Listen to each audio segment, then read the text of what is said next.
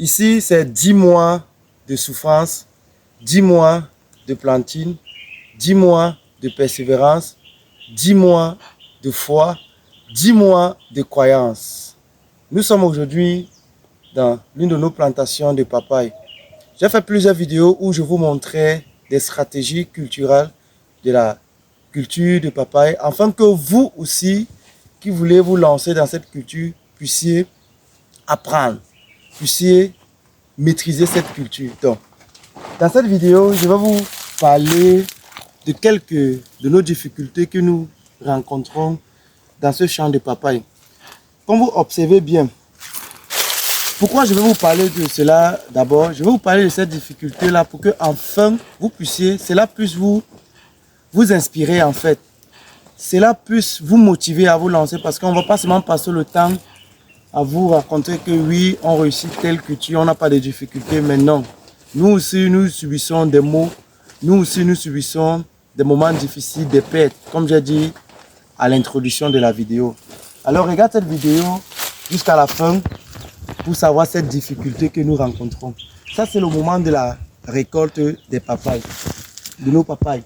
Alors, la difficulté première qu'on rencontre aussi, c'est le manque d'eau. Regardez la plante, regardez cette plante-ci. Je ris, mais c'est par amour. Regardez. Regardez, le soleil ne nous laisse pas. Et dans cette zone ici, on a des difficultés d'eau. Sinon, quand même, pour remédier à ces difficultés d'eau, on a déjà pensé à faire un système d'irrigation ici.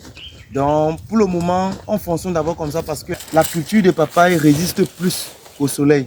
Donc, elle est très résistante. Vous voyez un peu, non? Voilà.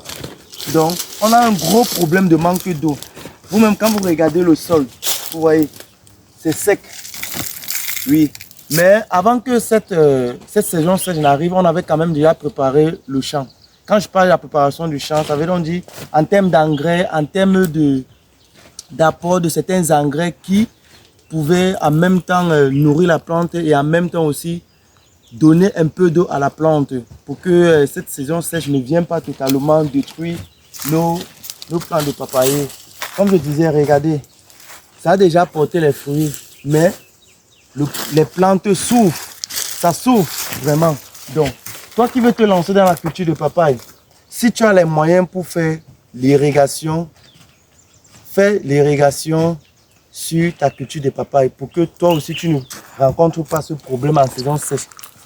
D'accord? Parce qu'en saison sèche, si tu ne fais pas un système d'irrigation et que tu es dans une zone agroécologique très ardente au soleil, tu vas avoir ce stress hydrique sur les papayes, surtout si la papaye est en pleine production. D'accord? Regardez ici aussi.